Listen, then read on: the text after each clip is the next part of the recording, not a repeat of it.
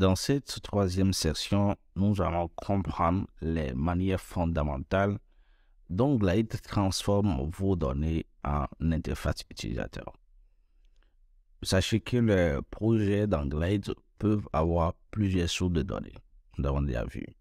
Donc, cela signifie que vous pouvez avoir des données provenant de Google Sheets, de Airtable, de Excel, de Glide Table ou plus encore. Et tout ceci est regroupé pour gérer une seule application. C'est formidable. Lorsque vous créez un projet pour la première fois, ou lorsque vous ajoutez un nouvel onglet ou un menu à un projet existant, Glide construit une mise en page de base sur les données qu'il a trouvées. Dans cette session, nous allons apprendre à structurer vos données simplement et à comprendre les principes fondamentaux d'affichage de vos données dans Glide. Commençons avec la structuration de vos données. Les feuilles de calcul comme Google Sheets sont incroyablement flexibles et vous permettent d'organiser vos cellules comme vous le souhaitez. Cependant, pour que vos données fonctionnent correctement dans Glide, elles doivent être présentées sous forme de tableaux avec des lignes et bien sûr des colonnes bien définies.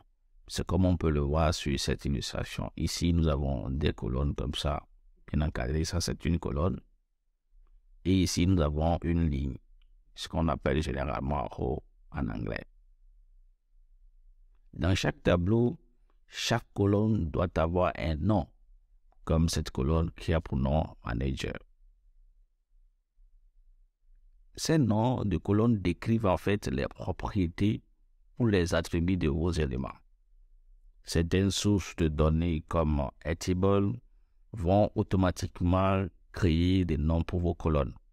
Mais dans les feuilles de calcul comme Google Sheets, vous devrez vous assurer que la première ligne soit réservée pour les noms de colonnes.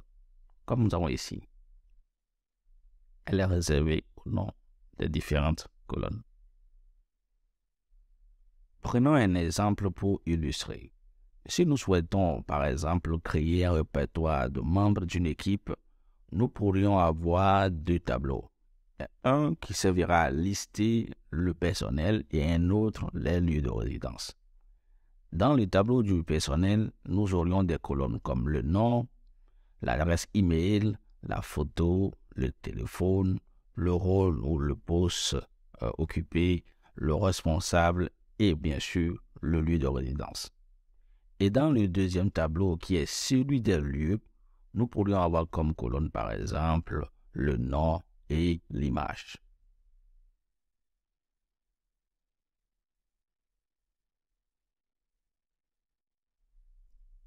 Ne vous en faites pas, nous aurons des cas pratiques, vous allez comprendre concrètement de quoi on parle